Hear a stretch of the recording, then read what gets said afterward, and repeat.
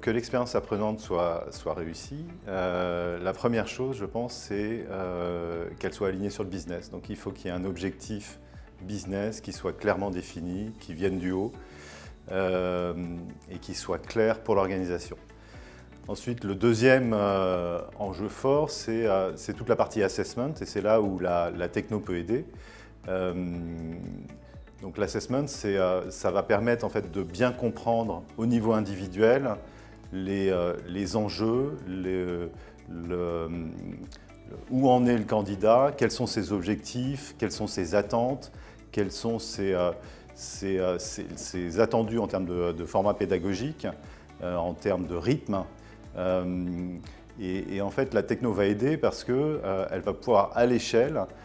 bien comprendre au niveau individuel et derrière, du coup, proposer une expérience qui soit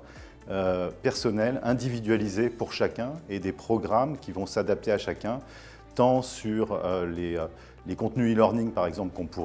pourrait pousser, qui vont être adaptés au niveau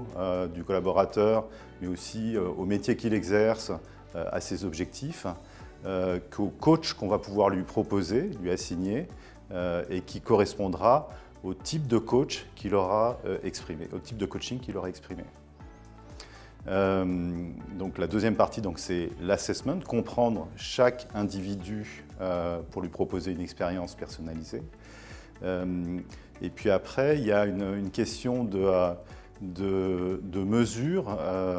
de métriques en fait, et c'est permettre tant à l'individu lui-même qu'à l'organisation, donc au L&D, local ou global, de bien comprendre et mesurer les progrès des populations et des individus eux-mêmes. Donc avoir une bonne vision à la fois micro et macro pour monitorer au plus près les expériences de chacun.